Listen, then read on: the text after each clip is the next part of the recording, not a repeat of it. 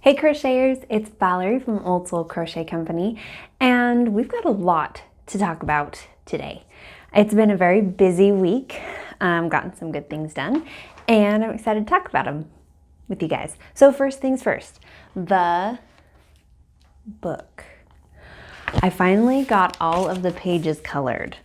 It was a very, very long process, but it's all done. And there's still more to go because I've got to scan all of these in and then get them in Photoshop, kind of clean them up a little bit. But like getting them colored was a huge thing because it's November, toward the end of November, and it's cold and the markers are so smelly that I had to sit outside to do my drawings. So it was like anytime it was kind of nice outside, I was like, you know, out there coloring as fast as I could. But it's all done and that's super exciting. Like I said, we still have the stage of doing Photoshop. But once that's done, we start, you know, putting the words on top of everything and making it into like a real story, which is exciting and a little intimidating because, as I've said many, many times, I have no idea what I'm doing. But that's where we are on that. And it's been going well. Another thing I've been doing, as I mentioned before, I'm moving. So I've kind of been going through my whip bin and just finishing up a couple of things, not really starting anything new. And if you guys watched that deer making video, that was kind of like my funnier, my attempt at like a sketch video. Anyway, I'll link it below. I was like how to design an amigurumi. I had like a bunch of different pieces of the deer because you guys know like this deer, which came out beginning of this week. Oh my gosh, it's been a busy week. Beginning of this week, this pattern came out. I named him Darcy, so Darcy deer. I had a lot of versions and attempts at this guy, and I had a completely different body, a slightly different head, and it was just sitting in my whip bin. And so I decided to go ahead and assemble it, and I made this deer. So this body, for Darcy deer, we start at the top, work down. And for this one, I was attempting to do a start at the bottom and work up. And I ended up not going with this option because of like constructability. It was a lot more challenging. And also like, you can see I didn't have my color change rows right because my legs like join in the light brown instead of in the dark brown. I also used the color sand on this. I used white, taupe, and sand, which on Darcy deer we have white, taupe, and almond. So this one's just a little bit, it's got a more of an orange undertone. It's a little bit more saturated color. But I'd wanted to see if I liked it better on the deer. I like almond a little bit better. But then I figured like this is just gonna be probably one of my daughter's toys. I'm gonna just have some fun with it. And so I went ahead and I just went through with a needle and some medium weight white yarn, and I just gave it the little speckles. So it's a fawn. So I did that on the back. And then I followed the pattern from Darcy deer for the front legs. Sorry, the front legs and the back legs. So this is what I pulled out of my whip bin.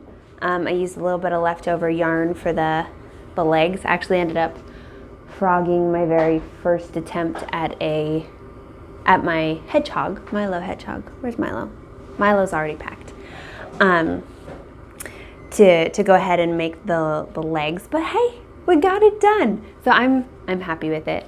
Yeah, I'm trying to think if there's anything else. Oh yeah, one other difference on this one versus Darcy is on Darcy I do the color change like right here underneath the eye, and I go at, like I bring the darker yarn, the taupe, to like right here, and on this one I didn't. So you know, just like little things, just playing around.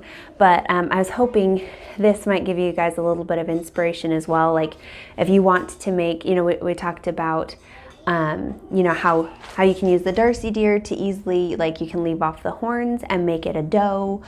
But you know, another thing you could do, you can just freehand a couple of little spots on it and make it a fawn. So anyway, thought I would share that with you guys.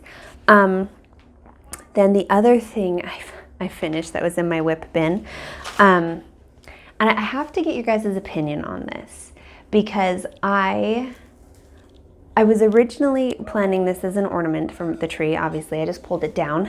And then I was like, no, the farmhouse collection is complete without this. I don't think I need it.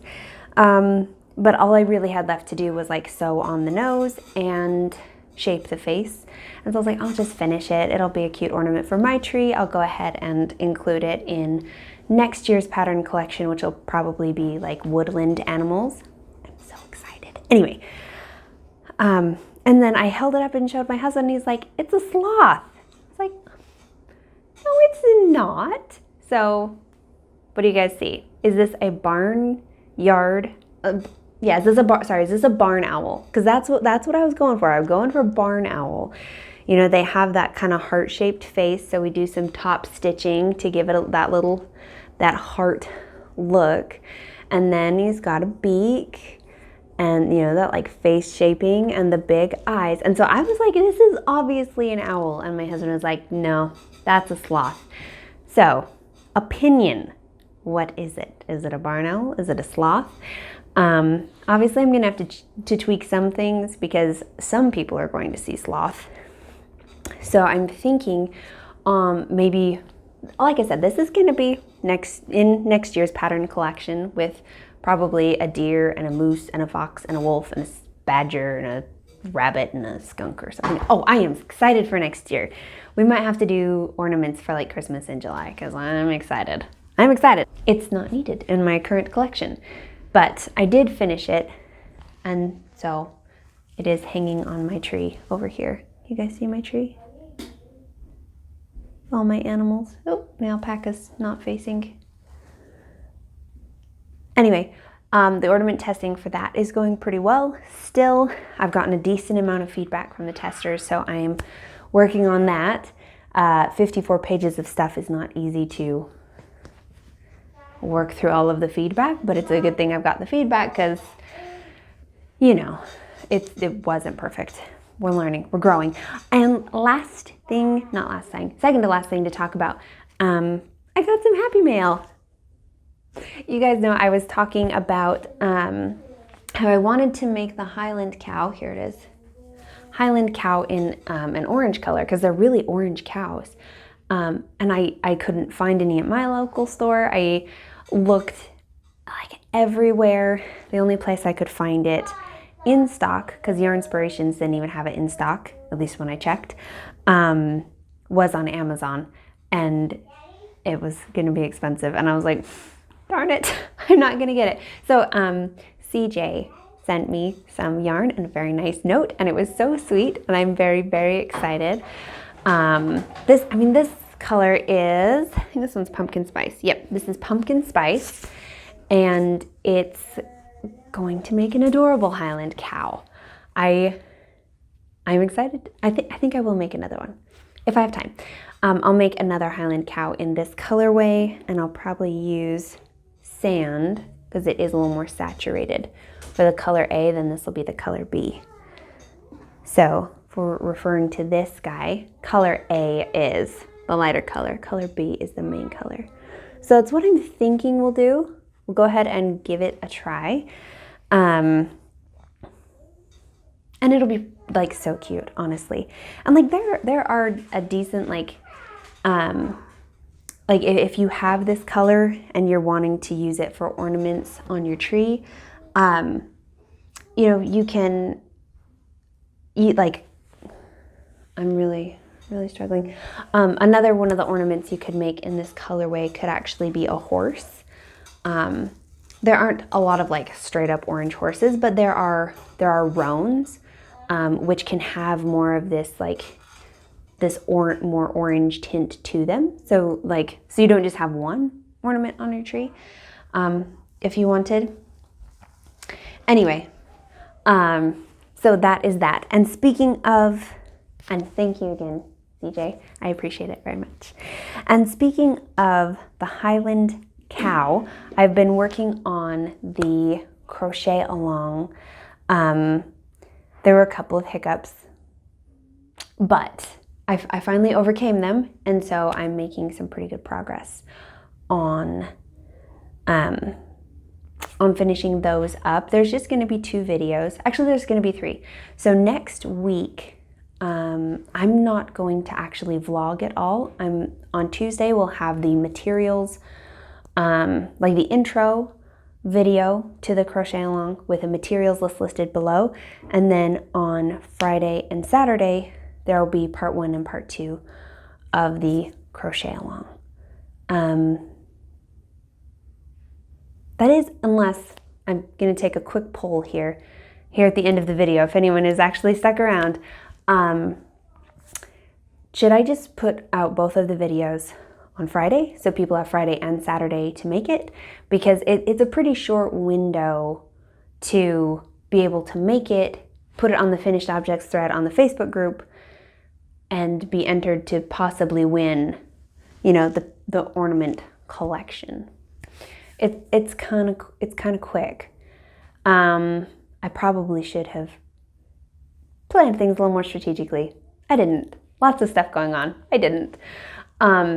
So yeah, let me know if you guys think I should just do both videos on Friday and then give everyone Friday and Saturday to go ahead and make it. And then the winner will actually probably be announced really late Saturday night. Because I don't like to do any work on Sunday. So, and Sunday's December 1st when the pattern collection comes out, which will just be an automated send it out. Anyway, let me know what you guys think. And it'll be grand. I'm excited. It's gonna be a fun, crazy week coming up. I hope everyone has an awesome Thanksgiving, if Thanksgiving happens this month, for you, wherever you live, or if you had it earlier. I hope it was great. I'm really excited to see family and visit and hang out, and it's going to be great. So anyway, that is what we've got going on over here. I hope you guys are doing well. I hope you guys are making tons of Darcy deer for underneath the Christmas tree. It's so exciting. Anyway, that's it for me. Have a lovely day, and I'll talk to you guys soon.